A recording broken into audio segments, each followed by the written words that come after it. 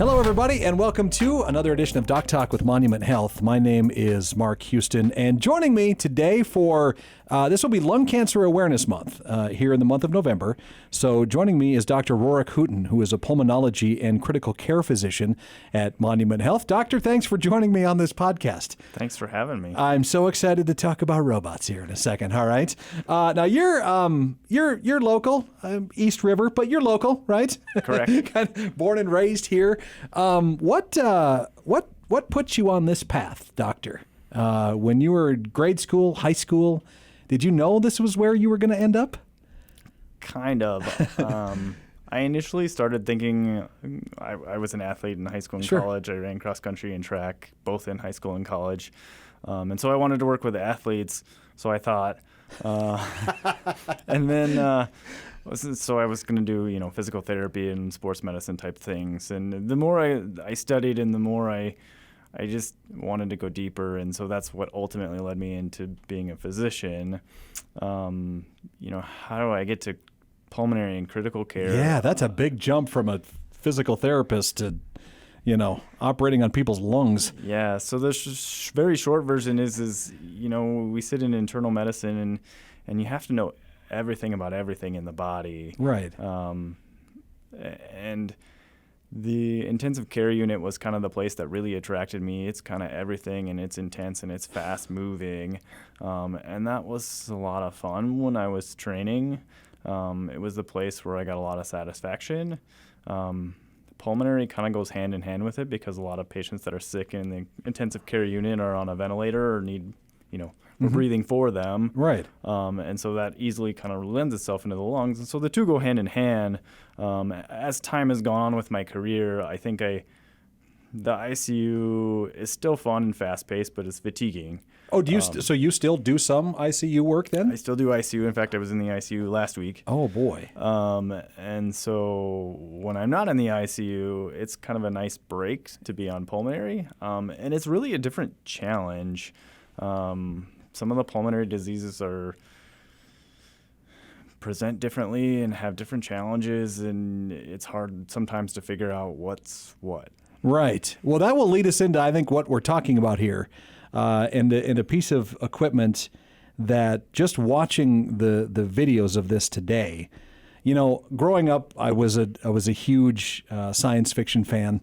I loved all the sci-fi movies, and you'll always get those certain scenes of somebody being hurt and going to to the doctor and the equipment that they had in the sci-fi movies, and you wonder if one day you'll ever see that, if that's even possible. And then you watch the stuff that's coming out now, and we're there in certain instances, right? We are. There's the topic for this podcast is the ion lung biopsy robot that works. It's not only used for lung cancer, is it? I would say that it's used to take very precise biopsies. And so most of the time we are talking about nodules. Is this lung cancer or not? But I have had many cases where, sometimes we'll have weird infections or we'll have some kind of weird growth that we don't think is cancer, but we need to figure out what it is. And so we need to have very direct biopsies. So how did this, before this type of equipment came about, and speaking of this, your training leading up to all of this and the technologies that you had, getting something like a legitimate robot to help you in the operating room, it's exciting, but it has to be really challenging to learn this stuff as this technology happens so quickly, doesn't it? A little bit. I also think there's a sense, the robots are really amazing, but I remember the first time that I heard about this as a thing. Right. It's kind of like, well, I don't really need a robot. Like, I'm pretty good. It was obviously an arrogant, naive thought at the time until I got my robot, and then it's like, wow, this is really amazing. Did you ever think you'd say the sentence, until I got my robot? No. That's so how did it work when you go from what I understand from this particular piece of equipment is it allows you to go to almost every part of the lung in order to find these nodules or these problems, right? So before that, how did it work before this type of equipment came along from the time you started? So I would say we should contrast this a little bit with, kind of a manual Okay, yes, bronchoscope. perfect. And so we still use those in every robotic case. Okay. But the limitation with the robotic scopes is the thickness of the scope. And so it will only go so deep before it's problematic. It gets stuck. Okay. Because the airways get smaller and smaller and smaller. And so the robot is much smaller. And that's part of the robotic piece, is that to control it appropriately, it needs to be fed by the robot, not my manual, aggressive. And so manual bronchoscopy has been around for years, to the point where they were, looking through an eye scope to see through, to see down there. We don't do that anymore. We have videos. Good. That said, that was kind of the initial. And there are smaller scopes, manual scopes, that you can get out pretty deep into the lung, but it doesn't integrate all of the mapping and things that we'll kind of talk about. The second piece of this, and really kind of the second robotic part, is the navigation. And so the navigation piece kind of helps you decide, where do I need to go? And you can do that manually, but that's really, really tough to do. Yeah. To look at a CT scan and say, I need to turn left here and right here and up there and down, particularly when you're out in the lung, because you have no waypoint to say, is this the right place? Right. The idea of navigation has been around since I was in training in med school. Kind of the old school ways that we did this is that you would get a sensor, a magnetic sensor, electromagnetics, and you would put a pad on the front of the patient and a pad on the back of the patient, and then between those sensors it would detect where the scope was. And when it worked great. So you were it was kind of blind almost, in a way, wasn't it? I mean, you didn't really have what this thing can do, obviously. The problem with electromagnetics is that it interferes. X-ray interferes with it. Oh, sure. And the other part is that the lungs are dynamic, right? You have to breathe. Right. All the time. Yeah, you can't shut them down to see where you're going. Oh, never even thought of that. And so there was constant movement no matter what you did. And so the electromagnetics, like I said, when they worked, which in my experience was about a third of the time, it worked great. Yeah. And the other 60% of the time, you're frustrated.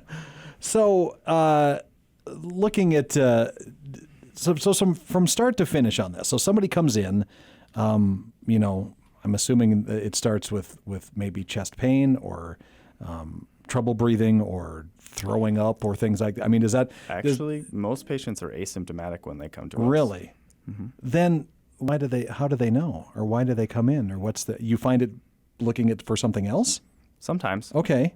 So there are a number of reasons that patients come in. So lung cancer or lung nodules, I would say most of the reason people come to us is they have a lung nodule. Right. And so what is a lung nodule? Well, it's this little growth in your lungs that can happen for a lot of reasons. In fact, most patients that have lung nodules, they're completely benign. Okay. If you were to scan somebody in their 60s or 70s, like 70 or 80% of people will have a small nodule or two. It's because you get pneumonia as you interact with the world, you breathe things in. Right. And so it gets in there and kind of festers and creates this scar tissue. Lung cancer, though, can look the same way in the beginning. And so we have to figure out, well, who's who has this benign stuff and who has the lung cancer. And so smoking plays a huge role in lung cancer, obviously. And so there are screening recommendations for patients that have smoked 20 years, age 50, 20 pack years. Okay. Over 50, you should have a screening CT once a year. X-ray is not good enough. X-ray, just a flat plate X-ray, isn't good enough because it's not detailed enough. Right. And so CT scans often pick up those early. And so at that point, we can sit there and watch them. And if they're growing or changing or a certain size, we then take those characteristics, say, hey, this doesn't look normal. We need to go in there and biopsy and figure out what it was. Right. Not every nodule needs to be biopsied. Like I said, if you don't have those other high-risk characteristics, we can say, well, let's just watch this on imaging. It's going to grow slowly, or it's not going to grow. And then we don't need to, it's benign. We don't need to worry about it. Does a lung cancer generally grow slowly, or can it be pretty aggressive? Generally, they are pretty slow. Okay. Usually over the course of months to years. There's one variety that does tend to be more aggressive. It's highly associated with smoking, and it's common, but not the most common. Okay. So somebody comes in and you see something that's a little bit worrisome. Then what's the process? How does it begin until you get to the robot? So they come in and see us, and like I said, if it's the first time they've ever had a CT scan, depending on how big it is, so things that are less than a centimeter, we might watch. We might say, we're going to do another scan in 3 months, 6 months, a year, etc. If it's more than a centimeter, I start to get concerned. And so people think centimeter's not very big. Right. But you get to the point where you have like a 3 centimeter growth, and the likelihood that that's cancer is really high. Okay. And so at that point, we would decide, okay, we need to figure out what this is. And so you kind of have 2 options. Number one is you could go do what's called a PET scan. And the PET scan will show you activity, metabolic activity.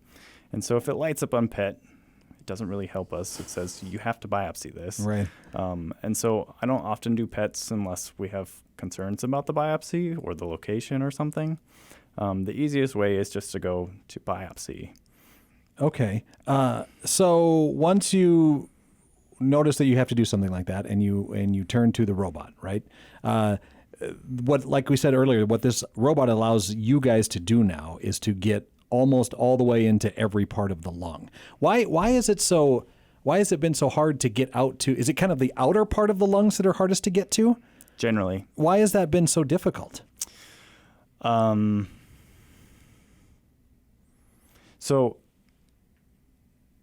the hardest places to reach in the lung really are the outer components. Right.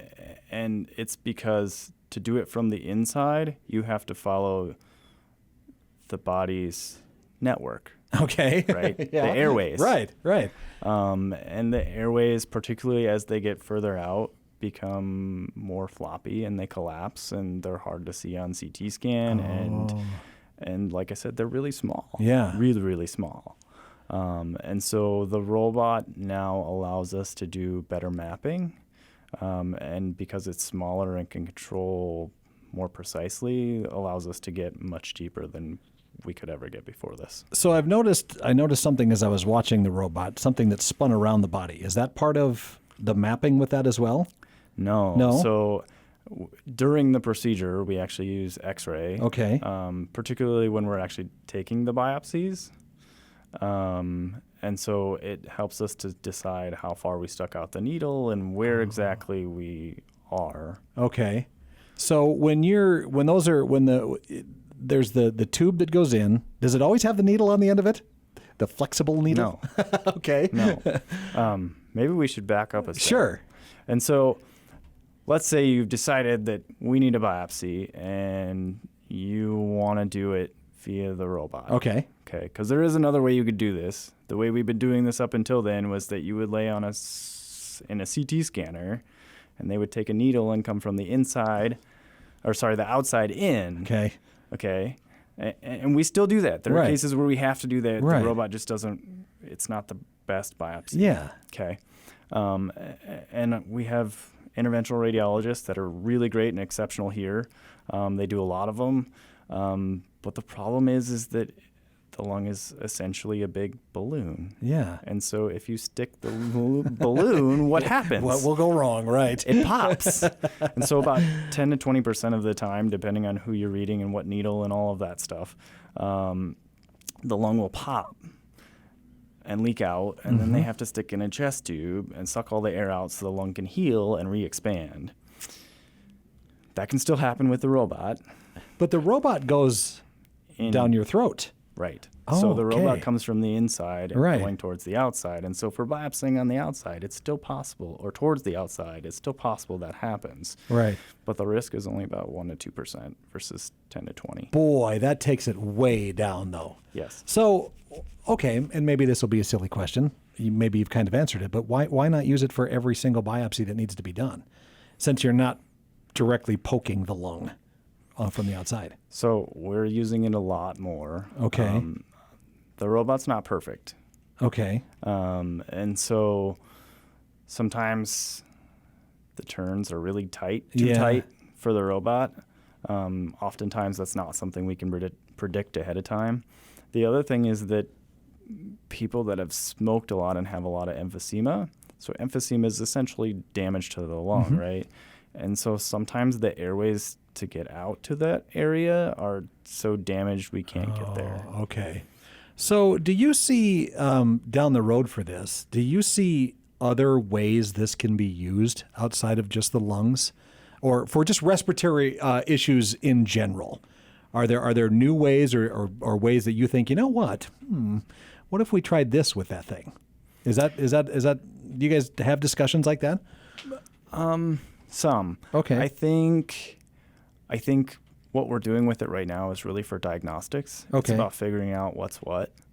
The treatment down the road is something else right now. Right. It's radiation. It might be surgery. It might be something different. I think the next phase of this and the thing that we'll see in the next 10 years is that they'll start focusing on therapeutics, that we may be able to take the nodule, get our biopsies, and then shortly after, for lack of a better term, neutralize or treat the nodule. Like right there. Right there. Okay. I don't think we're there yet. We have a lot to learn. But this happens so fast, doesn't it? I mean, even 10 years down the road, when you go back 150, 200 years, that change it has to be exciting for you guys with what's coming up, right? Yeah, I mean, medicine changes very quickly. Right. What types of patients are typically needing this type of procedure? So most of the time, it's smokers or former smokers. I want to let people know we just can't stress that enough, okay? Smoking causes more problems in every part of the body than I think people realize. So, of course, smoking, yeah. And especially the lung. And so, like I said, majority of our patients are smokers that get these. I have had others, though, that don't. Like I said, we've had some that have kind of weird-looking infections, and so we'll take the robot and go out and biopsy. And so in that case, we're looking at the tissue, but also doing cultures and trying to get other bugs to grow to figure out, well, which antibiotics should you be on. Right. But I would say probably 90% of the time we're looking for cancer, and I would say the vast majority of our patients are smokers. So, okay, so let's taking smoking out of this because we should know, every single one of us on the planet right now, that this is not something you should do if you want to be healthy. What other ways can you protect your lungs? I mean, outside of stuff like that, we'll always have the air quality issues and things like that will affect certain people differently. Genetically, not much you can do about that, I suppose, either. But are there things that we don't think about that we can do that can protect our lungs too in certain situations? Honestly, the biggest protection for your lungs is to use them. So exercise. Exercise. Fill them up and use them. Yes. Okay. And so it's interesting, people come into the clinic and they have various lung diseases, even emphysema or COPD from smoking. Right. And they say, well, I can't do a lot. I get short of breath. That's correct. But most of the time I can't fix what's going on in the lung. What we can do, though, is we can help your heart and your muscles to be more efficient, and the only way you do that is to move, to exercise. Right. And so some of my patients come in and initially are, use their breathing as their excuse not to be active, and I kind of tell them you can't do that. I mean, there's a fine line, right? Sure. Oh, absolutely. You can overdo it. Right. I'm not saying they need to go out and start running marathons. That's not going to happen. But if you come in and all you can walk is a block, then you need to walk a block every day until you can do more. Right. So is that probably one of the best types of exercise, like walking, brisk walks, running? Is that probably one of the best ways to keep your lungs healthy? So aerobic activity is probably the best. Okay. Yeah. And you don't have to run. Walking Right. is sufficient. It takes longer, yes. Yeah. But you do what you can. Right. But there's also some evidence that even just doing simple weight training. And so, a lot of our patients that come in are older. They've smoked in the past. They're in their 70s maybe. And so I tell them, you don't have to go get a gym membership. You can walk. You can go to the malls and walk in the winter as winter comes. I also tell them, hey, if you just did some simple exercises, you can do them with soup cans. You don't have to have weights. You don't have to. And really, your body will stay in okay shape. It's not going to be a bodybuilder. That's not what we're asking for. No, exactly. It's just a healthy lifestyle. It's just a way to make sure that when you do hit the 70s and 80s, maybe you won't have as many issues then, right? Correct. Okay. Dr. Rorak Hooten, pulmonology and critical care physician from Monument Health. Thank you for coming in and talking about this. I appreciate it, doctor. You're welcome. Thanks for having me. You bet.